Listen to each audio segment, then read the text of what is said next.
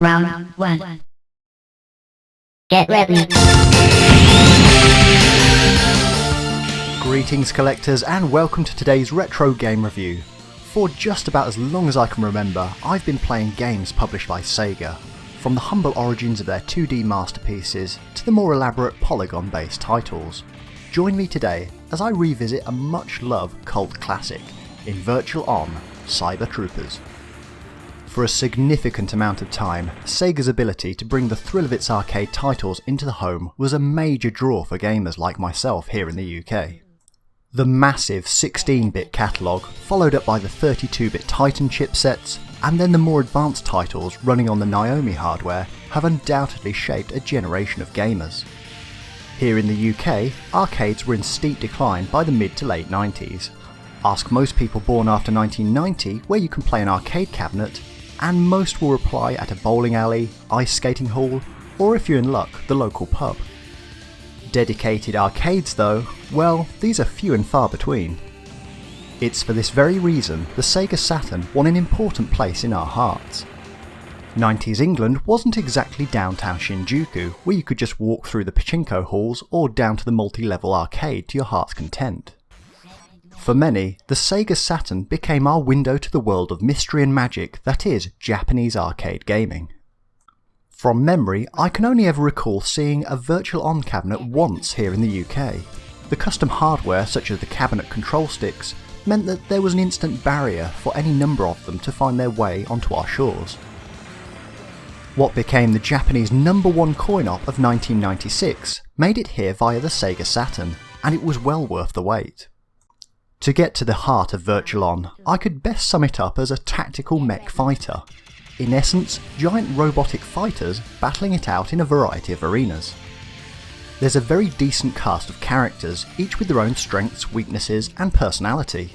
There are of course the fan favourites such as VR Temjin and Fei Yen, but there's a lot of merit in trying out the whole cast. All players can dash and most will have 3 main attacks. Something resembling a short-range bomb, a laser sword and a ranged attack.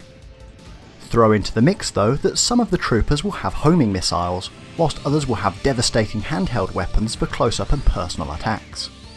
Some will have the ability to fly for extended periods, whilst others will be near rooted to the spot with heavy armour. The roster is very well thought out indeed, and it's not just a wireframe and skin swap. Each character genuinely feels different to play with. In turn, each opponent feels different to play against. Heavier troopers such as Dorcas will launch seriously heavy attacks if you get too close, whilst troopers such as Viper 2 and Fei Yen will be far more agile around the arenas. All of this pushes you to learn the control mechanism, appropriate distance to keep, and most appropriate shot type and tactics to use.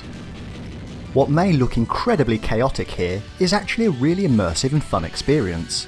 It feels like a real fight and incredibly tense in situations where you're down to lower energy levels. It's worth saying that the original arcade version was operated via twin sticks to immerse yourself in the real feel of operating your trooper. This was a feature brought into the home release. If you were willing to stump up the cash, you could be the proud owner of the twin sticks. With a minimal software library to use them with though, it's clear that this was a very niche peripheral. You could of course buy the game software on its own and operate via the joypad with some somewhat modified controls. The controls are fairly full on when you first play. Almost every button on the pad is utilised, but all are in a logical place and you can configure them if needed. After a while the controls do become second nature and you're really left to feel the awesomeness of the gameplay itself. As you may have noticed, the music in the game is fantastic and well worth spinning up in your CD player. The tracks are typically Japanese electronic rock. Track 8, Green Hills, would certainly rival any tune from the Castlevania series. My hat's off to the composers on this one. It's the perfect accompaniment to the frantic action on screen.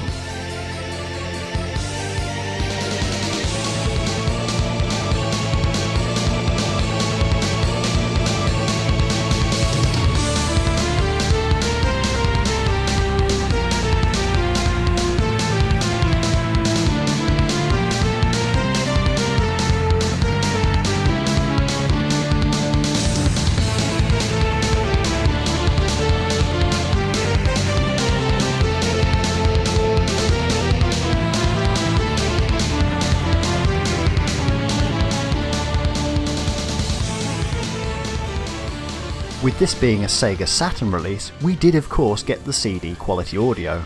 The graphics on the other hand have taken a bit of a hit from the arcade. Firstly, the frame rate had to be compromised, but unless you've ever seen the original hardware running, this isn't too much of an issue. Whereas Japanese editions of the Virtua Fighter series pumped out a solid 60 frames per second, the UK PAL edition of Virtual On can only run at a steady 50 frames per second. It's not game breaking by any means, but we would have to wait until the Sega Dreamcast versions for the version of the game that we all really dreamt of owning. The way that the Sega Saturn handled layered transparencies gives some objects a slightly unusual aesthetic to those not familiar with the system. Again, these are cosmetic issues rather than gameplay issues, so I'm more than willing to overlook. As with other small concessions, such as the camera now more static rather than tilting during cornering, the action is so frantic anyway, most of the time your brain will be focused on the action. Now, I know there's probably quite a few of you that watch the channel that don't own either a Sega Saturn or a Sega Dreamcast. First of all, what are you doing with your lives? They're both amazing systems in their own right.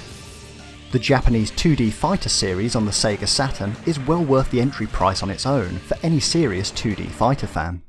For those without though, you may want to opt for a PC edition of Virtual On. Despite being very long in the tooth, I was able to configure my Windows 7 system to run a PC edition of the game. You will have to run patches for the software to correct some common capability issues, but it's actually well worth the effort. Please ignore the terrible skills on show here, as I'm using the keyboard for 8 directions, plus jump and 3 different attacks. I'm slowly running out of fingers. The gameplay is very solid and the graphics certainly shine once restored to their higher polygon count and richer textures.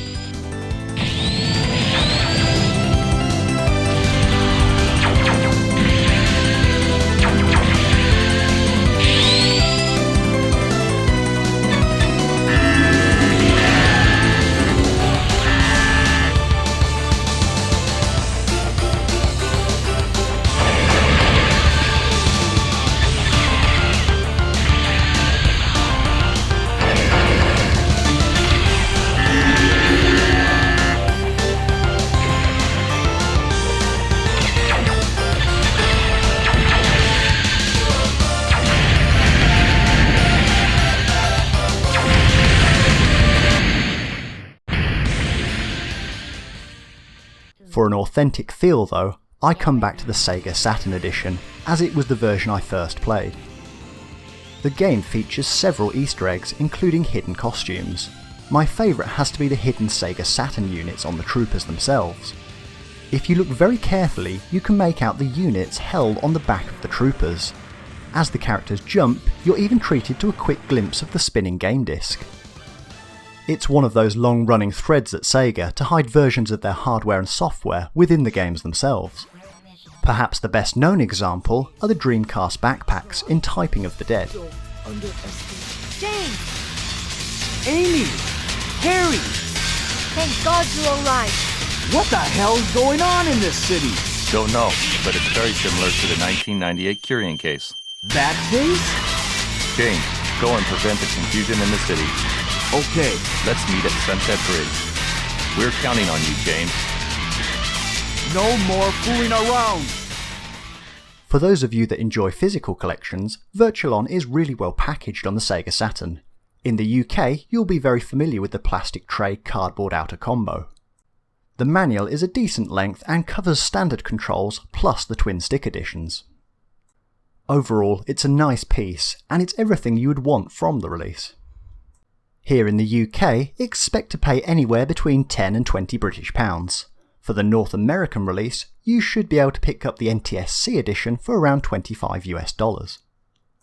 Japanese editions are more common for around the $15 US mark, whilst the twin stick editions sell for much higher rates depending on their condition.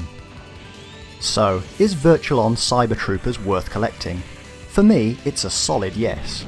Virtual On represents that arcade-to-home experience that only Sega of Japan have ever really done in this way. The Saturn edition, although slightly hobbled by the system's limitations, retains all of the frantic action that made this game the arcade #1 hit it was. There's something very charming about this game. Whether it's the cheesy pulsing Japanese rock, the touches of care in the model design, or just simply the epilepsy-inducing action of the flashing screen, there's something to be said for Virtual On. It's noisy, action-packed and addictive. What might have been a difficult conversion of the game was saved purely on the merits of the end result feeling like an arcade experience. Virtual On perhaps won't be on the top of many collectors' lists these days. This one is for those that yearn for the 90s Japanese arcade but couldn't quite afford the plane fare. A solid game, great music and a decent challenge. Well worth a pickup for those with a taste for Japanese arena battles.